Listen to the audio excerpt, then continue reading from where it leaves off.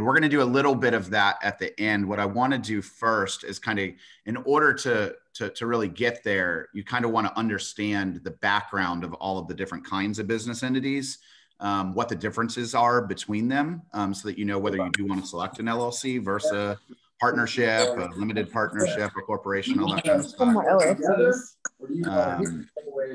Sorry, somebody's. Yeah, I'm about to. I'm gonna mute everybody. Craig, go ahead, unmute yourself. I muted everybody.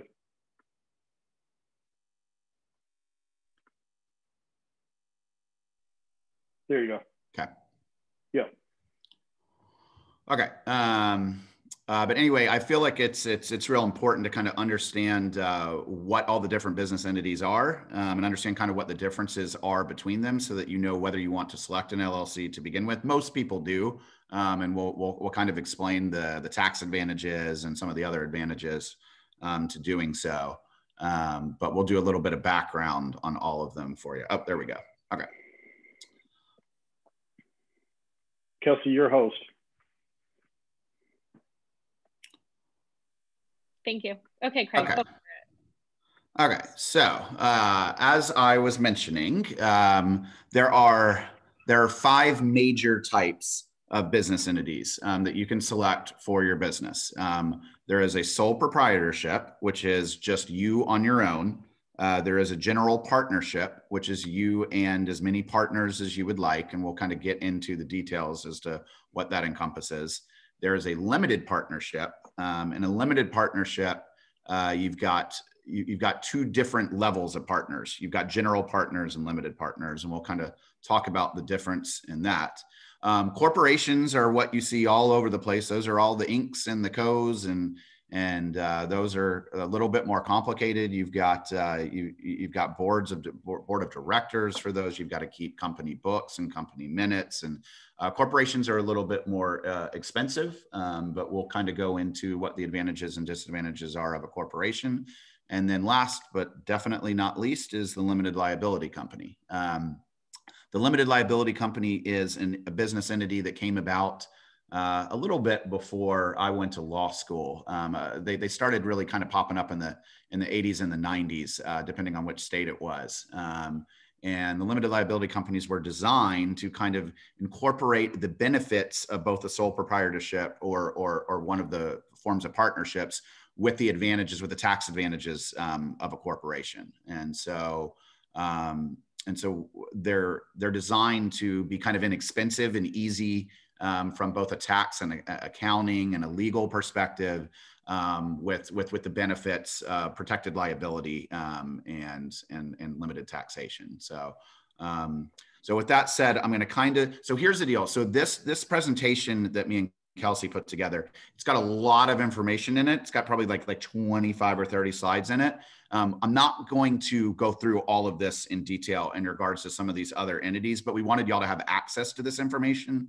So that if you guys had any questions in regards to any of these other entities that I'm going to kind of run through, so I can get to the good stuff, that y'all have got that information at least on paper, and you guys can shoot me an email, or we can schedule a call to talk about it if you guys are interested in doing something other than an LLC. Yeah.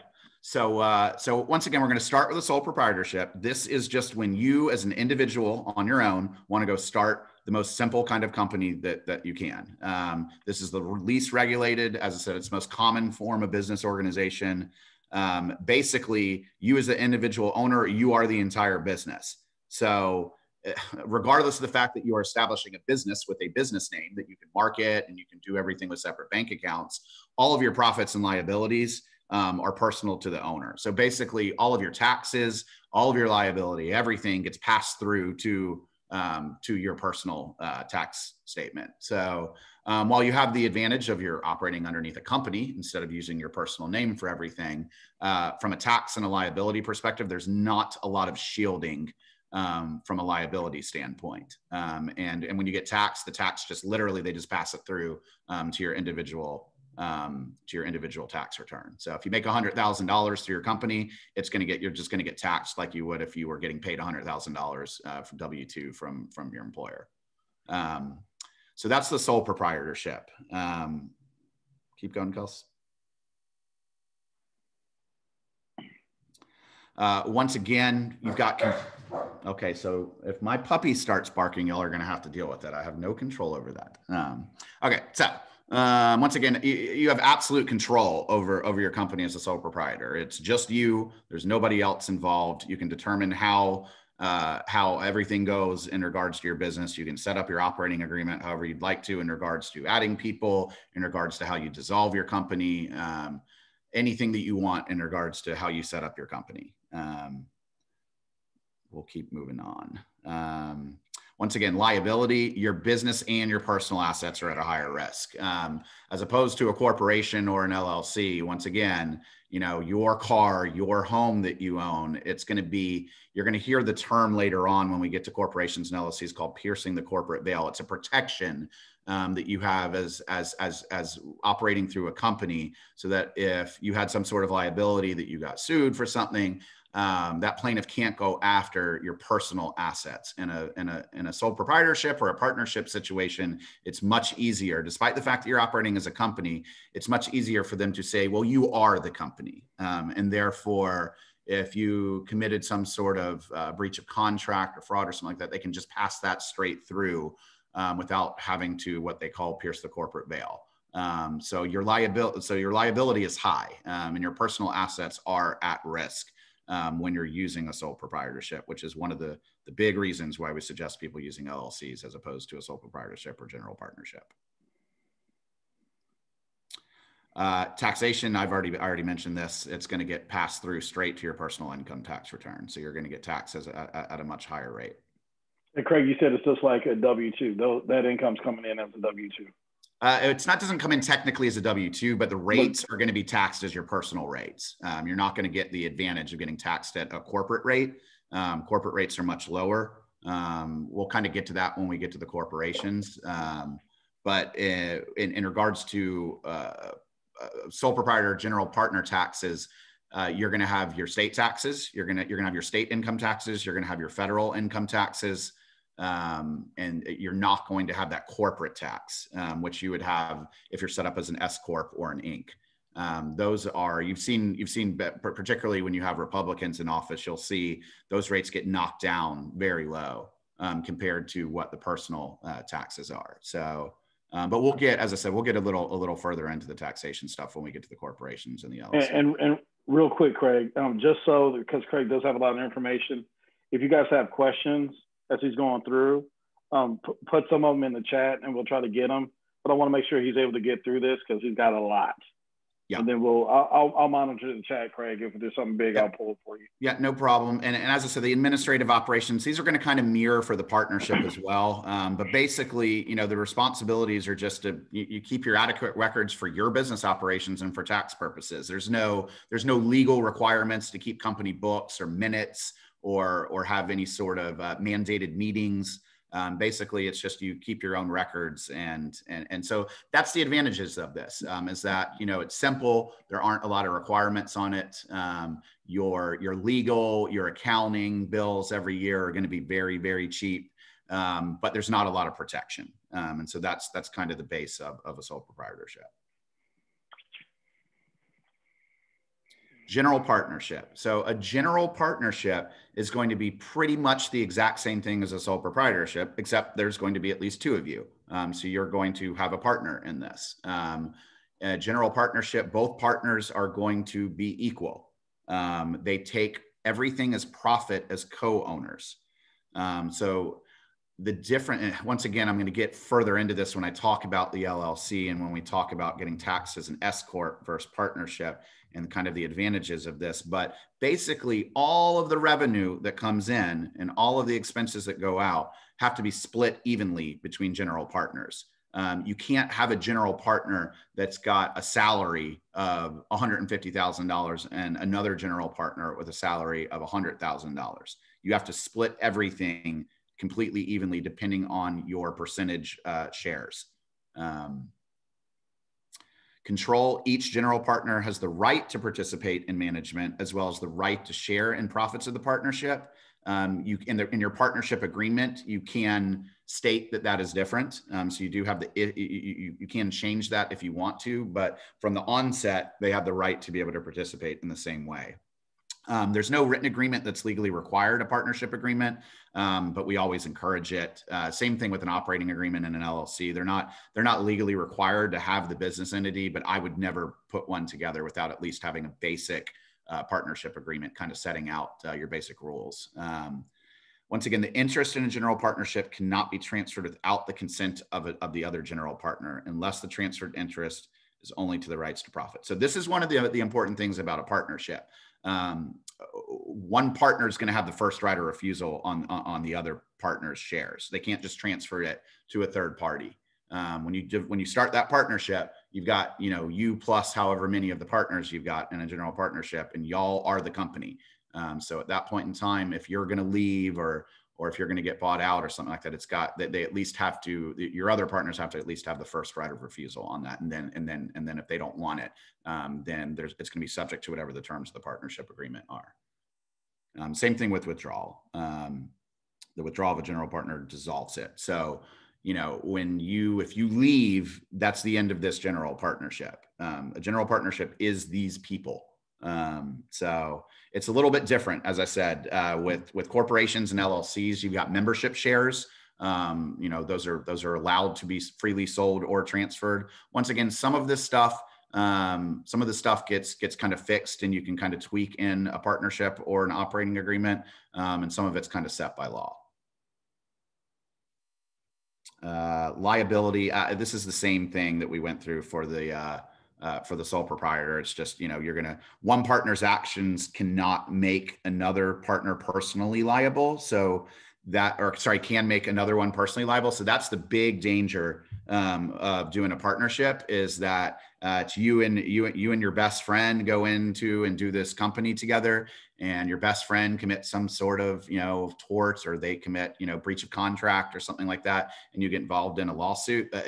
They can, once again, because they pass this through to your personal liability, unlike an LLC or a corporation, it does make you personally liable on a contract.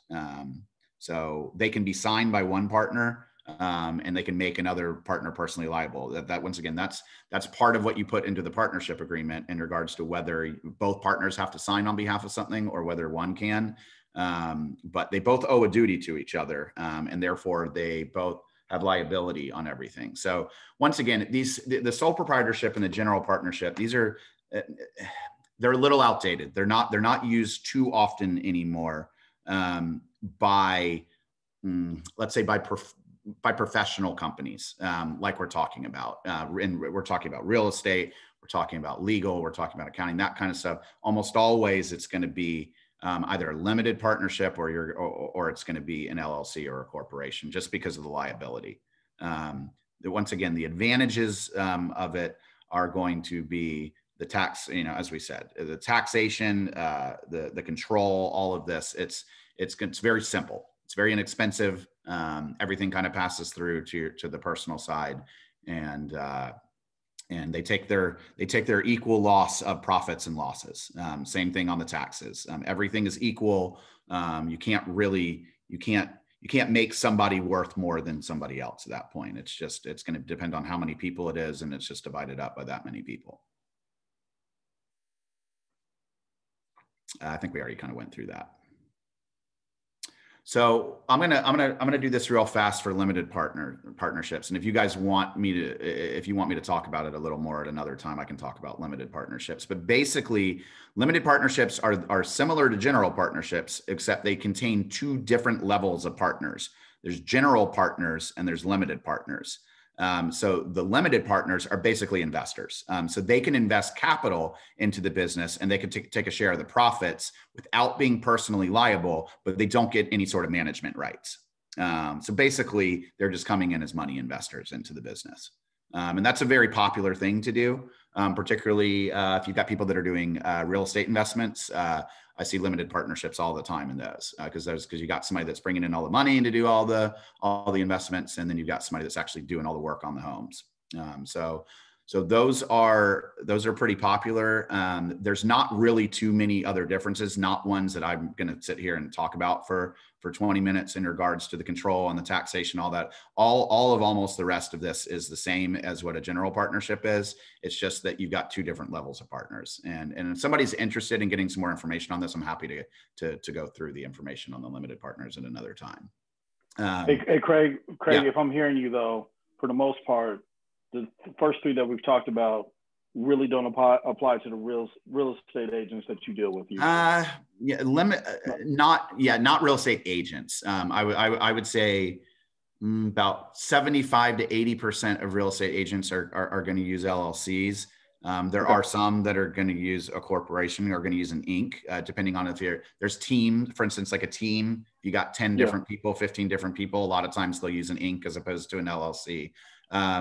There's really, I'm going to go through corporations right now. The thing is that the way that LLCs are, particularly in the state of Georgia, the major advantage of the two major advantages of the corporation, which are the protection of liability and the tax benefits, you can do both with an LLC. So that's why you see so many more LLCs than anything else. That are sole proprietorships. If you got individuals, sometimes they're just like, I just want to have a company that I can market through with separate bank accounts. I don't mind everything being taxed through me. I don't want to spend a lot of money for my accounting and my legal every year and all that kind of stuff. So I don't want to mess with a corporation or LLC. I'm just going to be a sole proprietor. But that's generally for a little lower level kinds of people, not necessarily people in the professional world. Gotcha. All right. Thank you, sir. So corporations, y'all all know what corporations are. They can be small, they can be big, but these are legal entities that are completely separate from its owners with the shareholders. The shareholders own it. And then there's a legal entity that's separate from those shareholders. These are filed by filing documents to the Secretary of State. We can go through that process when we kind of talk about the LLC, but it's pretty similar to file. A corporation may have perpetual existence, meaning that it continues to exist regardless of the status of the individual shareholders. So in the case of a sole proprietorship, if you pass away, your sole proprietorship automatically dissolves. In the case of a general partnership or a limited partnership, if a general partner dies, that company automatically dissolves. In the case of an LLC, which we're going to get to in a little bit, you can set it up in your operating agreement so that you can have it one way or the other. So that's one of the benefits of an LLC. In a corporation, almost always, it doesn't matter if a shareholder passes away. Your company is still going to continue and it's still going to operate no matter what happens to any of the shareholders. The shareholders are the owners, and then the company itself, which is going to be directed by the board of directors, is a completely separate entity from the people that own stock in it. Control. So I was just mentioning there's three different players in a corporation. You have the shareholders, who are the people that pay money and invest into it and own it. You've got the board of directors, which is going to consist possibly of the same people as the officers. We'll kind of get into that in a second, but then you've also got the officers. So you've got, president, vice president, secretary, treasurer, that kind of stuff. And then you've got the board of directors, which would be CEO, CFO, CTO. There's a bunch of different kind of jobs that those can hold. You've got a minimum amount of people that you've got to have on a board of directors. I believe in Georgia, there's 7 different seats that have to be filled. And I think that I think one person can fill multiple seats 3 times. So I think you have to have a minimum of at least 3 to 4 people in order to have a corporation. The directors govern the general affairs of the corporation, and they appoint the officers. And then the officers conduct the day-to-day business. Once again, a lot of these times, the people that are on the directors are the officers also. As I said, it's typical in smaller corporations for the individuals to hold 2 or 3 player positions. The big reason why corporations were created was for limited liability. Once again, the company is separate from the shareholders. The shareholders do not have, you can own a company and you can have no liability towards that company. The limited liability is the most important reason that people create corporations. The debts incurred by the corporation can generally be collected from the officer. I'm sorry, hold on one second. Let me move this real fast. Cannot generally be collected from the officers, directors, or shareholders. Once again, this is the limited liability here. This allows you to protect your personal assets, your cars, your boats, your houses, everything. It protects you from there. Shareholders are often called upon to do a personal guarantee of the debts of a corporation. You'll see that a lot, particularly in real estate transactions. So if you're looking, if you're looking to work with real estate investors, you'll see all the time that they'll have to sign a security deed in the name of an Inc. or in the name of an LLC, but the lender is going to require there to be a personal guarantee. That happens a lot in real estate. That happens a lot for when you're getting an office, for office leases, furniture and equipment leases and financing, all that kind of stuff. Personal guarantees are often there. So what that does is that does add an element of personal liability, but generally it's just going to be financial liability. There's not going to be any, they're not going to be able to take anything on top of what the money is on top of that. It is important to keep your, go back to that for 1 second. It is important to keep your personal and business dealings separate from the corporation's business in order to ensure that one cannot be personally liable. So what happens is if it appears to a judge in a lawsuit that you were simply using the corporation as some way to hide behind it in order to not have your assets taken, but the work that you were actually doing was personal work that you were just kind of claiming was business work, that's where it gets a little fuzzy. And there's tons of different kinds of court cases, depending on what the situation is, that have allowed for people to get sued and for their personal assets to be taken. So you really want to make sure you're not commingling funds. You're not, you're basically separating out as much as you can. I don't think we've got a slide on piercing the corporate veil. So let me get real detailed on this part here. Y'all are going to hear that term all the time in relation to LLCs, but really it's really more, the law was designed more for corporations and to get in through an LLC, when we get to the LLC portion in a second, it's very hard for them to pierce the corporate veil in an LLC. It's not as hard for a corporation. So what that basically means is how do you pierce through that shelter of liability that a corporation or an LLC provides? What would it take for a judge and a plaintiff to be able to sue you and actually get to your personal assets? Generally speaking, it involves some sort of act of either fraud, misrepresentation, gross negligence. There's 3 or 4 different levels of negligence. There's simple negligence going all the way up to gross negligence. That's kind of a whole nother class in regards to torts, but you'd have to have gross negligence, like the highest level. Same thing with misconduct.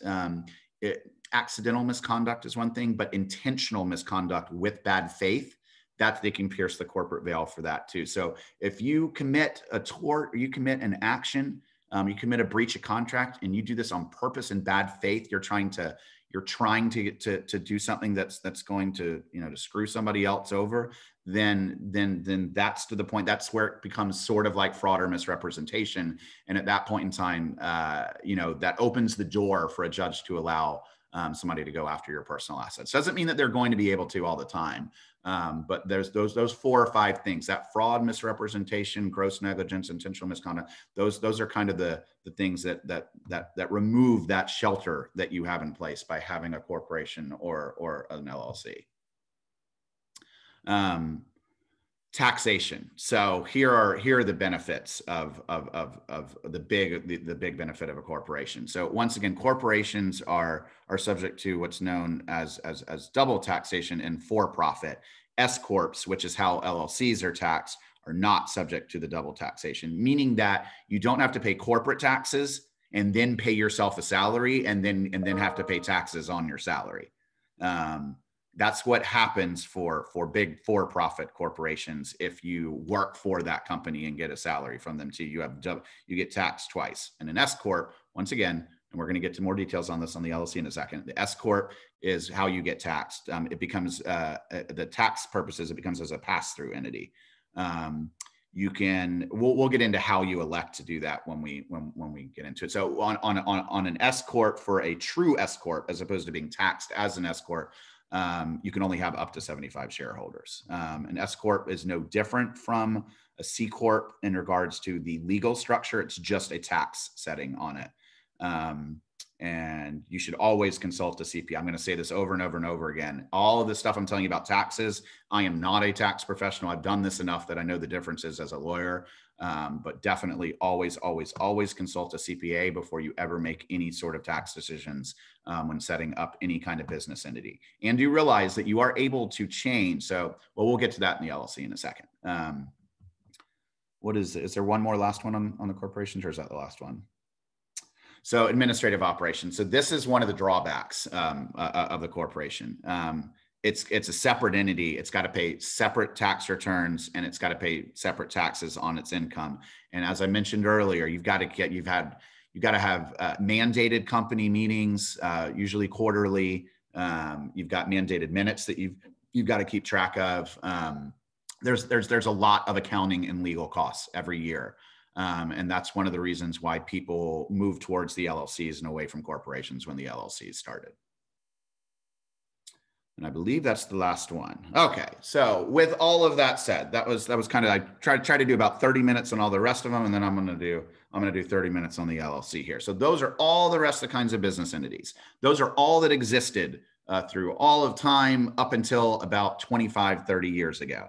All these business entities, they didn't seem like, they worked, but they didn't work very well for the way society was kind of setting up. And so all of a sudden, they came up with this concept of the limited liability company, or the LLC, which is a business entity that's under state law that offers the limited liability like a corporation, along with the possibility of pass-through taxation, unless it elects to be treated. Hold on a second, let me move this, sorry.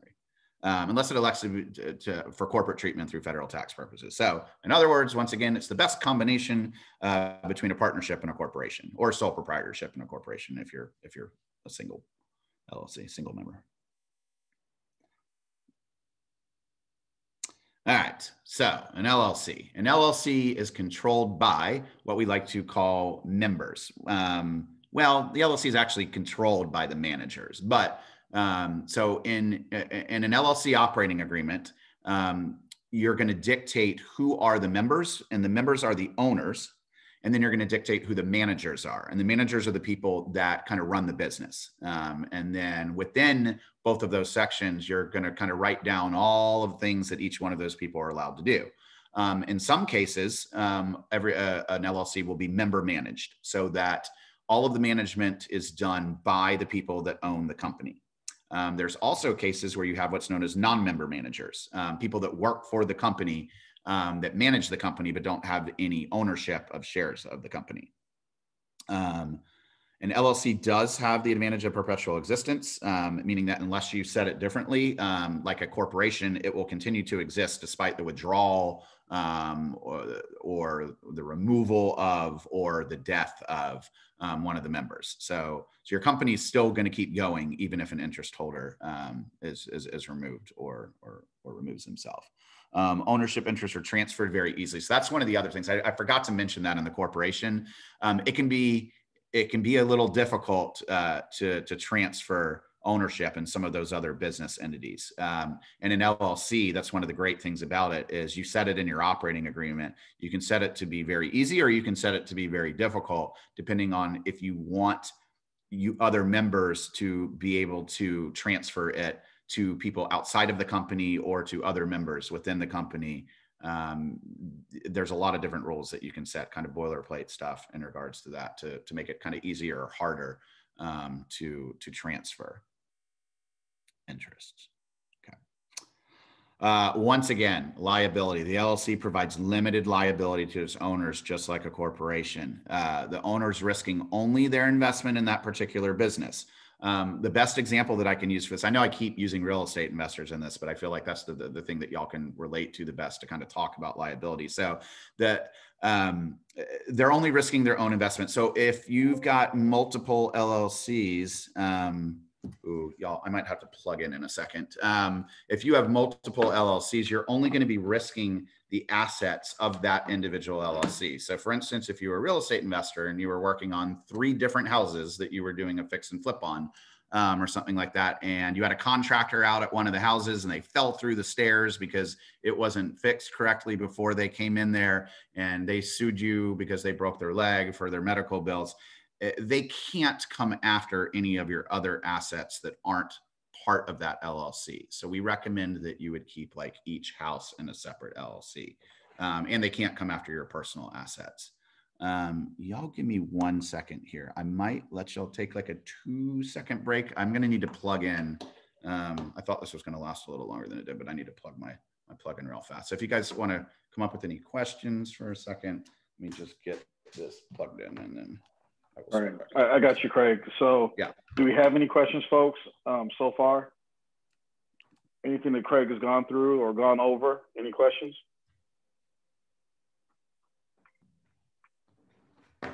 Don't let Craig think he's that good that there are no questions, people. I know you guys got questions because I'll get a phone call tomorrow saying, "Hey, Rod, I have a question about." So everybody is shy. Y'all are going to get a different background. Well, I sent this question to Craig directly, asking about how to set up a charitable foundation in association with your company. So I don't know if you want to wait until the end to answer that question. Are you talking about 501c3, like a nonprofit?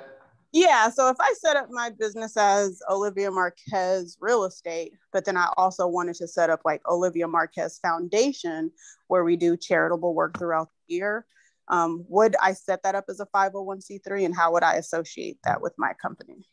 501c3s are a whole nother ballgame. Okay, I'm plugged back in now. There's a lot more regulations in regards to what goes into a nonprofit. I would say contact me directly for that. Okay. And we can do another class on 501c3s at some point in time in the future. Because those are a whole nother ballgame in regards to the legal requirements in order to both get one started. It's much more difficult to just get one opened up. There's a lot of compliance requirements that you have to have up front, and then there's a lot of stuff that you have to do each year that you have to keep track of in order to continue it going. So it is still a corporation.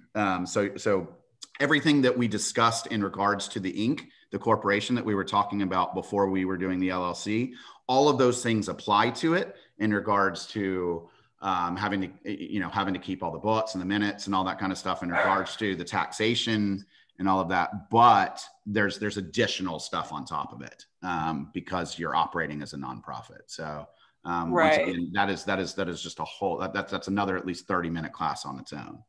Right. But I would, aside from setting it up and meeting those requirements, I would be able to set a 501c3 up in association with my business, right? Like a what different do you mean arm. in association with? I think that sounds like a lunch conversation, doesn't it? Yeah. Doesn't that sound like a lunch? Yeah. Okay. All right. So then we can take. Yeah. I mean, you can reach out to me directly on that. I've done a couple of 501c3s this year.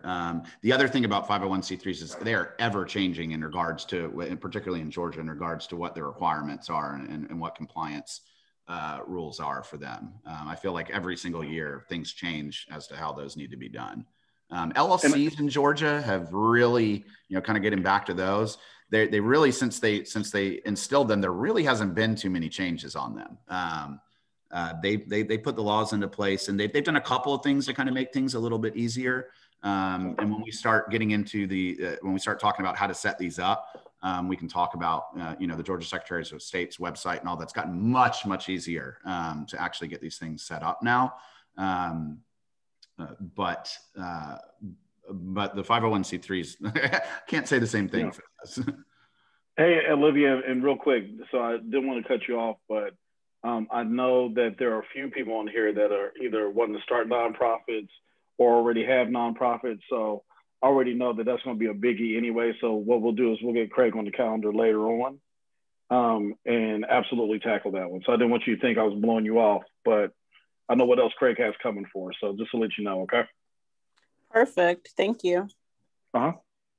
Yeah. So getting back to the LLCs and the liability, we've kind of already reviewed this in regards to the corporation, but you know, it's a real strong protection. So you've got to even more so than the corporation. It is so hard for a judge to, as we said, pierce the corporate veil. Your personal assets are very much protected from this. So if something happens, you know, in one of your assets, or you get sued or something like that, you're really limited to the assets of that company that they're going to be able to go after. It would take something really, really bad that you would have had to have done in order for them to be able to try and get to your personal asset. So this is one of the big reasons. Well, that's why it's called a limited liability company. Is so that you have the ease of I think we're about to go to how to set it up and all of that, but you have the ease of setting something up that's relatively simple as opposed to an Inc. or a corporation, but you've got the benefit of the limited liability. You can keep going on this.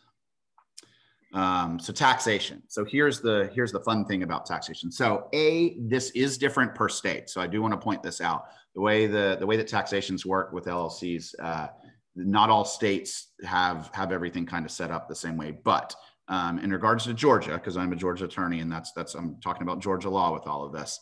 An LLC with one member, a single member LLC, will always be disregarded for tax purposes. So there's not that taxation advantage for a single member. It's going to be passed through to your personal income, kind of like a sole proprietor is. But you're getting the protection of that you're getting the limited liability protection that you wouldn't be getting from a sole proprietorship. However, an LLC with more than one member can be taxed as a partnership unless it elects to be. Okay, so the default is that it'll get taxed as a partnership unless you elect to be taxed as a corporation, which is just one extra tax form that we file when we are doing all the filings. If it is treated as a partnership, the LLC's earnings will be apportioned to its owners and taxed to their personal tax rates, similar to that tax treatment of a limited partnership. So basically, it depends on what your ownership shares are. So if you have 3 partners and 2 own 20% and 1 owns 60%, then your earnings will be split. You can split them between them like that. So it's not like a general partnership where if you have 2 people, it has to be 50-50, or if you have 3 people, it's got to be 33-33-33. So that's one of the big things why people want to use an LLC, is because you can actually split it up. Oh, and you can have separate salaries. So different members of an LLC, somebody could have a $100,000 salary and somebody can have a $60,000 salary. And you can both be owner. You can be 50-50 owners, but you can still have separate salaries. And then after your salaries are paid and all the rest of your expenses are paid, you can then take the profits, and those profits will be distributed based on how many shares you have, not how many members there are. I want to be real clear on this, because this is one of the big things that makes people decide what kind of business entity they want. In an LLC, you can have, if you elect to be treated as an S Corp, you can have separate salaries for different amounts, and you can distribute the assets, or you can distribute the profits per how many shares you have. It's not per how many people. Once again, if you do it and you get taxed as a general partnership, it's going to be, your profits have to be distributed. It's called per stirpus, or basically per how many people there are. Meaning that 50-50 if there's 2, 33-33-33 if there's 3, 25 if there's 4, etc. Okay, next one, Kelsey. Administrative operations. So as I mentioned earlier, the process of creating an LLC closely resembles the process of creating a corporation. You're going to have to get onto the Secretary of State's website, or you're going to have to send in documents, paper documents to the Secretary of State. What you're going to do is you're going to file a form on there that's called a transmittal form. It's going to have basically all of the kind of basic information of your company that you're putting in there. And that's going to result in you getting what's called a certificate of organization. In a corporation, you get a certificate of incorporation. In addition to that, the Georgia law requires that you file articles of organization. Now, we used to hand do all of our articles of organization. The articles of organization are kind of like a little mini operating agreement that's going to establish your basic things that you need in order to get this company started so that you can have a company and that you can establish your ownership, you can establish your management, and a couple of other minor things, your registered agent, a couple of other things without having to do a 20-page operating agreement. Your articles of organization, like your certificate of organization and transmittal form, will always be available on the Georgia Secretary of State's website. Anytime you get on the Georgia SOS and do a corporation search and put your name in your company, at the very bottom, as soon as you click on your company, the bottom of the page, it says filing documents, and you just press on that, and it's always available. Now, the one thing that you do need to realize about this is it is public record. So these are available to anybody at any point in time. So one of the things about an LLC is that sometimes there's not a lot of confidentiality in regards to your membership interest. So that's one of the reasons why some people do corporations, because there's a little bit more privacy in regards to who are shareholders in the corporation, more privacy than there is in regards to, or confidentiality than there is in regards to who's a member. So an LLC, as I mentioned, is going to have an operating agreement. The operating agreement is going to be just like a partnership agreement. It's going to determine the conduct of the business, the rights, the powers of its members, managers, employees, which generally allow the members to structure the company's affairs as they see fit, rather than as a statute requires, like a general partnership. So that's one of the other big advantages, is that you can kind of dictate exactly how you want your company to be run in your operating agreement. Next one. Okay, so this is just kind of a chart. It gives you all 5 of the different business entities. It tells you the difference, and it's got the 4 factors that you're going to be looking at when you're trying to choose your business entity. It's going to be your control over the entity, the liability that you have in regards to what somebody's going to be able to go after, your taxes, and then kind of the administration in regards to how you have to form it, what you need to do annually in order to keep it going, and all of that. Let's go back to the LLC though, in regards to, so this is just once again, this is here. This is just a nice summation if you're ever kind of trying to look through and determine which one you want. Let's continue. What time is it? How long do we have? You got 10 minutes, Craig. Probably okay. You've given us a solid overview. Let's see, now that you hit the main one, let's see what questions are out there. Okay. And kind of go for there for the next 10 minutes. So, all right, people, so talk to me. Talk to Craig. What questions do you have? I know for a fact that there's a lot of you out there that are still running stuff through your social security number. Not the wisest idea, especially as we enter tax season. So what questions do you guys have about this? I have a question. So I have an LLC in North Carolina, and I just relocated here. Mm. So do I need to switch, like the LLC over to Georgia, since I'm going to be doing business in Georgia, not in North Carolina anymore? Like, how do I go about that? So are you, well, that was my main question. Are you ceasing to do business in North Carolina? Yeah. Since the Corona hit, I relocated here. So my real estate is going to be here now. So there's 2 answers. So if you were going to continue doing business in North Carolina, my answer would be there's no reason to start a whole nother company here. You can just file, if you get on the Georgia Secretary of State website, and you're going to keep hearing me say, if you get on the Georgia Secretary of State's website, because almost everything is on there. But if you get on there, you can file, there's a 1-page document. I think it's $50. And you're filing as like it's like as a foreign, it basically as a foreigner, but to the state, to be able to do business in the state. I think it's like $50 or something like that. It's a very simple process. So it's not difficult to switch it over. But if you are ceasing to do business in that state and you think it's going to be an advantage to, the other thing is taxes. So this is where you're going to have to talk to a CPA as opposed to me about this. I don't know how North Carolina state income taxes are or any of that, but there might be an advantage to one state or the other if one has lower tax rates in regards to their state taxes. Your federal taxes are obviously going to be the same for an LLC no matter what state you're in. But for instance, if you ask me, I moved from Texas to Georgia, should I move my LLC? My answer would be absolutely not. Keep it in Texas. There are no state income taxes in Texas.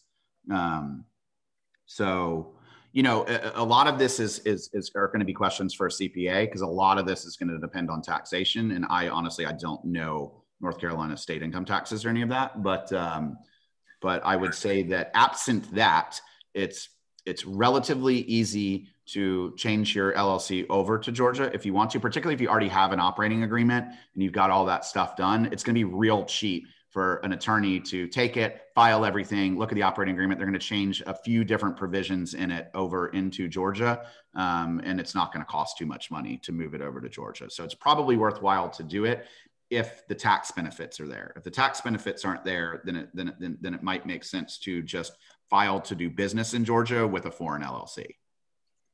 Gotcha. Do you think maybe it's okay to have multiple LLCs? Because I'm still licensed in North Carolina, and hopefully in the future, Village will, you know, open up in North Carolina. So I want to keep that, you know, lane open. So is it okay just to have you can have a gazillion LLCs if you want. Okay. I mean, you can have as many companies as you want. However, do keep in mind, every single LLC has to file a separate tax return. So you are going to have costs associated with that. You also, every single LLC, you have to renew every year. So you got to pay $100 or $150 or whatever it is, depends on the state, to renew your license, you know, for your company each year. So if you've got 10 of them, you're going to be paying $1,500.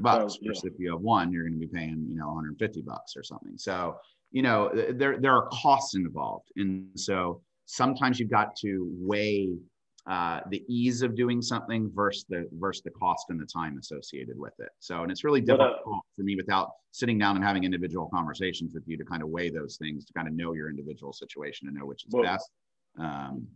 Yeah. But I like what you said, Craig. You know, that's a tax question. So, and at the end of the day, a lot of the stuff that we're doing is, you know, kind of cover your tail with the IRS. So, you know, get with your accountant and see. And you kind of answered the question that I had. But Crystal has her hand up. Crystal, what you got for us? Okay, my question: 2 real estate agents, 2 different brokerages. Should they have one LLC? Or should they have 2 separate ones? What's the? They should come to Village. I'm working on them. So tell me how that works. Give me an example of a situation as to how that transaction works. Okay, so me and my husband, we are both agents, different brokerages. Should we both be under the same LLC? Well, what are y'all for what? For filing. Like, should we both have closings going to the same account and everything? Same LLC, or keep it separate? I'm not necessarily understanding that question. So are y'all co-listing together? No, we work for 2 separate companies. Okay. So what involvement does this LLC have in your life? What are you using? Bank account. What are you using this bank account? Bank account. Bank account. They have one bank account. Once again, they have one bank account, Craig. It's ABC, and that's it. That's the only business that they're doing together. They're just, the money is commingling. So a company is not created just to open up a bank account. A bank account is something that is used by a company when there is a purpose of a company. I'm not necessarily understanding what the purpose of setting up this company would be unless you're using it. I mean, you're an individual. So as an individual agent, you are an independent contractor for each one of your brokers. So when you get paid, you're getting paid to your individual name right now. What work are you doing that you are suggesting that it would make sense for you to have an LLC or another kind of company? What is the benefit to starting that company? These are just checks that are coming in for work that you're doing. Right. Well, it's my understanding that it is a benefit to have an LLC for real estate purposes instead of under your name, right? Or no? That's once again, it depends. Are you Okay. marketing a company? Are you wanting to market yourself into a company where you want to have, separate, trying to figure out how to ask this. Where you're trying to market it separately from you as an individual, particularly if you're talking about you and your husband. Are y'all doing deals together? Are y'all doing deals together? Then you're not. Then you should not be creating a company together. Okay, so keep it separate with that. Yeah, okay. I'm still not even necessarily seeing what you would need a company for this.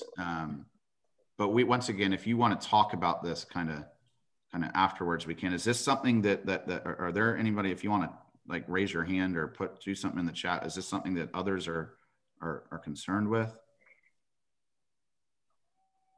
I mean, I would think there might be, Craig, because I mean, whether it's a husband, wife, or just even, I mean, two individual agents. I mean, either way it goes, just trying to figure that out. So I actually have a note for that one too.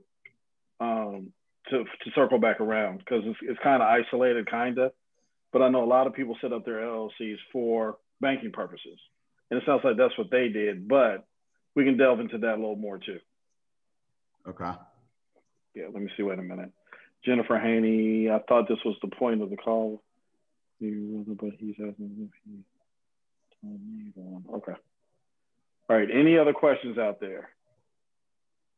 So Crystal, we're gonna circle back around to that. Okay, where thank are you. Seeing? I'm not seeing those questions. Jennifer, did you have a question? Yes, I do have a question. Okay. So Craig, when it comes to you, so before you set up your LLC, I have two questions. Yeah. So when you're doing your EIN and you're selecting your company name, I've heard some people like touch on things like if you put group in your name or you put certain things in your business name, does that have any type of bearing on when you set up the LLC or a corporation, as far as what your name is and how that works? So that's specific to GAR. So GAR's got regulations in regards to not using certain terms in your individual LLC or company names, so that you are not coming off as a licensed brokerage. We can, Cherie went through this a couple of months ago on one of the kind of weekly calls. You can't, I don't have the list in front of me right now, but there's a laundry list of about 10 different words or terms that the Georgia Association of Realtors doesn't want you using, because they don't want you holding yourself out. You as an individual agent or you as a team, you're not a broker. And so they don't want people getting easily confused. And so they have determined that you can't use this list of words. I think it's ridiculous personally. I think that some of the words that they've got kind of banned for y'all to be able to use are way overkill. I don't think that people are going to think of you as a broker just because you've got the word real estate or something like that in it. But that's specific to GAR, and I can either pull that or have Kelsey pull it, or Cherie's probably going to be able to get it the easiest, just because that's a GAR thing. Emily I wasn't on that call, so Rod, if you have it, can you note to get it sent to me, because I wasn't on that call and I wanted to kind of look at those names. What we'll do is we'll send it back out to everybody. Emily talked about it one team meeting, and we'll get that back out to everybody. Okay, and I have one more question for you, Craig. When it comes to, so once you get your EIN and everything, and it comes to setting up your LLC, never been through the process, but is that something you can do on your own? Or I know a lot of people use like Zen Business and use different websites to do it all for you. How does that work? That's why we're doing this. So listen, I'm going to tell y'all the same thing I tell everybody, which is, and you can talk to a couple other people in your office who have done it themselves. Y'all can do it. Listen, the Georgia Secretary of State and the IRS have made things a lot easier over the course of the last 10 years for people to go do it themselves. Okay. With that said, you're going to end up spending more money and time fixing it than just having your attorney or CPA doing it to begin with. It's not a very expensive thing for us to do anymore. We can kind of talk about pricing for my law firm doing it, but it's not. I'm not just trying to promote my law firm doing this. I'm just promoting you going to a professional to do it, as opposed to you trying to do it yourself. There's about 5 or 6 little simple things that well, let me rephrase that. There's 5 or 6 things that seem simple from my side, because I've done hundreds and hundreds of them, that I try and explain people, please watch out for this when you're filing, if you're filing it yourself, to do this and to do this. And they never do it. So much so that when me and my staff are doing them, we screw it up sometimes too. And we've got to go back and fix it internally when we're doing it. But that doesn't cost you any extra time or money when we've got to go fix things like that. So there's the Georgia Secretary of State's website keeps updating and updating and updating and updating all the time, constantly updating, trying to make things better. But when they do, they've got little glitches in it, and they keep removing things that seem to be things that should stay in there.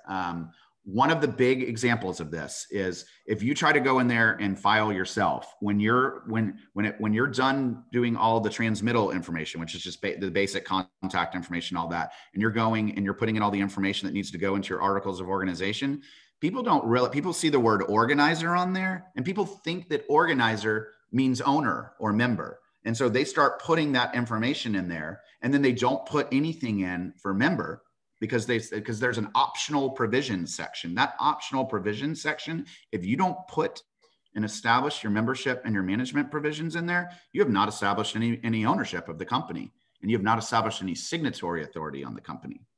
Meaning that you might file your LLC and you might have your articles of organization that kind of print out of the automatically generated thing that the Secretary of State's website does after you fill everything in. And you might not have established anything for you to be able to sign any sort of documentation legally, if you're not going in and putting in the right stuff in there. The organizer is, if we're doing it for you, that's me. The organizer is simply the person filling out the information on the website. The organizer doesn't have anything to do with ownership. Now they might, if it's you going in there and doing it and you're the member, then it might be the same person, but generally speaking, it's not. And so people screw up things like that. And to go back and fix it is a much bigger pain than it is to just have somebody do it correctly to begin with. Both in regards to how long it takes to get the amendment back, as well as, what it costs. So the short answer, so Craig, here we go. The short answer is yes, you can do it. However, if you want it done correctly the first time, reach out to a legal professional. Reach out to an attorney or a CPA. A lot of CPAs do them. When you go start talking to your CPA about the tax portions of this, a lot of CPAs do them. I would love the business myself, but we're not begging for them. I'm happy to do them, but we don't, I'm just going to be honest, for the amount of time and the amount of work that we put into them, we don't really make a lot of money, because we're producing. So here's the important thing. Here's the other side of it. If you want to go ahead and do your filings yourself, if you want to sit on the phone with the IRS, if you want to get on the Georgia Secretary of State's website and you want to try all that yourself, I can walk you through how to do that. But you're not going to be able to write up a 20-page operating agreement yourself. And please do not use Zoom, whatever it is, or any of those websites. They give you these horrible, crappy operating agreements that are boilerplate, that don't have any personal involvement in it. And they're just not very useful. The amount of work it takes to go back and fix a bad operating agreement, it takes more time and is way more expensive to get an attorney to go back and fix a bad operating agreement, because you've already got it and it's signed and it's in place. So then you've got to abide by whatever's in that operating agreement in order to fix it, because you got bad rules in place already. So, so I always encourage people, if you've got your LLC filed and you don't have an operating agreement, or if you're wanting to file your own, still go to an attorney to do the operating agreement. Because that's the meat, and that's what you're going to run your whole company by for the rest of the time that you have that company open.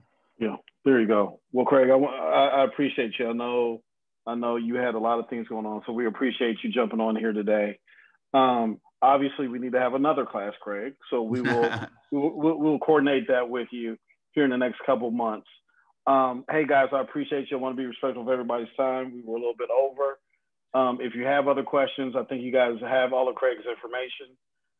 Reach out to them directly at Cat Storrell, now Cat Storrell, and they will take care of you. But hey, I appreciate you guys.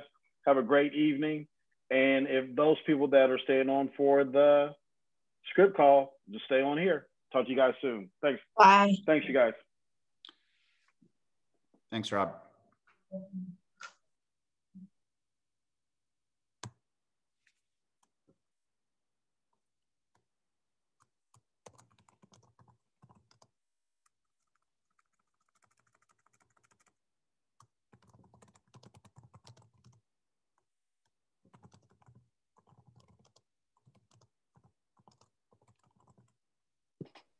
All right, so we are going to do a little bit of role play. Hold on, Delana will not be joining us today. She is actually on vacation.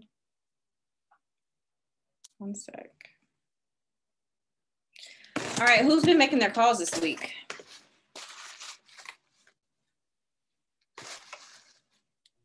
I have. Okay, Teresa. Anybody else? Nobody else? I just got back from vacation, so I'll be starting tomorrow. Oh, yeah, I mean, you spoke about that vacation, much needed. I ain't mad at you. Yes, Lord. Mad at all. Good, you needed that. Courtland, you been making calls? What's going on with you? I bet I was on mute. No, I have not yet. Okay.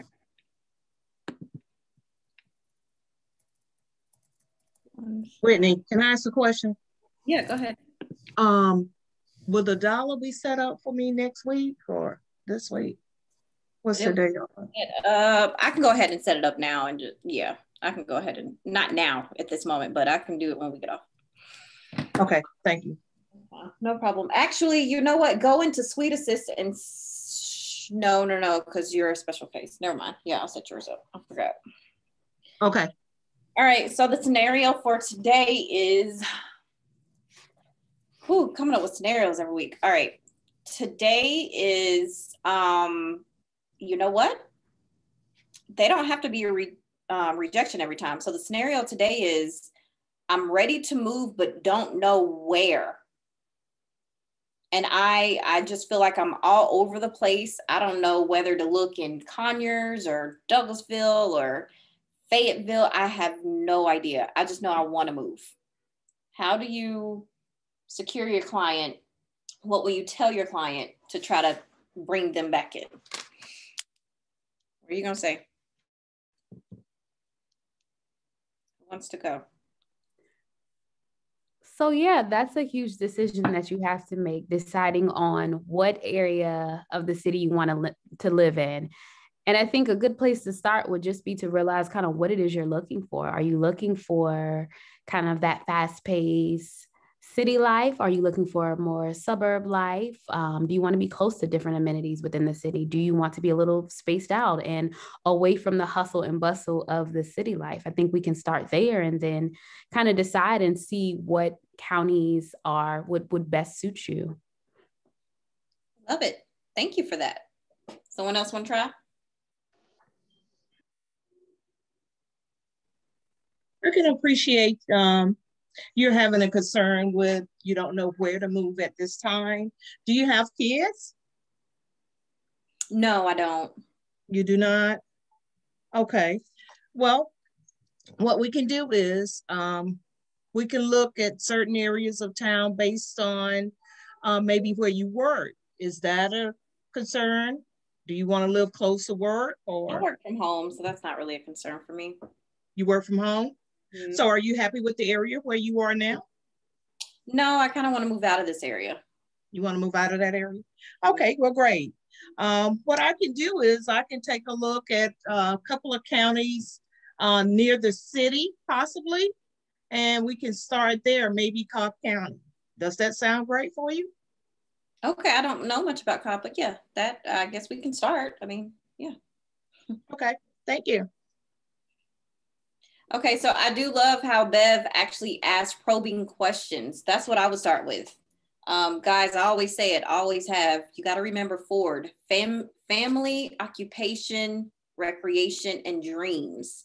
So I would have went, that would have been my first question. Hey, do you have kids? Do we have to worry about school districts? Let's look at some of the top school districts if you have kids. No kids, okay. What about your occupation? What do you do for work? You know, what about recreation? What are some things? Do you want to be near a mountain? Do you enjoy climbing mountains? Do you want to be more near a lake? Like, ask those. And then what are your dreams? How do you, is this a final house for you? Is this your first house? Is this, you know, Ford, asking probing questions based off of Ford would actually help you narrow down where they would probably need to stay. And you would build a closer bond because you're asking about them and they get to talk about them. So they'll remember you outside of any other agent. Okay. Yeah, just don't be afraid to ask those probing questions. Anybody else want to try?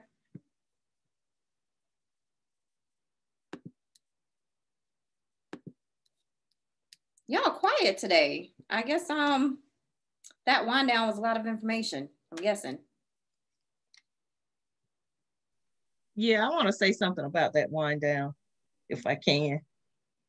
You can. I've set up my single member LLC myself, and just based on what I heard Craig say, I need to find a CPA to make sure I have all my ducks in a row. Oh, definitely. I would have a professional turn around and look at it if you did it yourself. Yeah. Any recommendations on a good CPA? I do have a CPA I've been using for the past 5 years. I mean, you can talk offline about that. Okay. Thank you. Whether he's good or not, he's good for me. He does everything he can do. Okay. I love him. So. Okay. Okay. All right, y'all. I definitely don't want to keep y'all too long because I know that was a long wind down. We will count this as a script session and I will see y'all Saturday morning.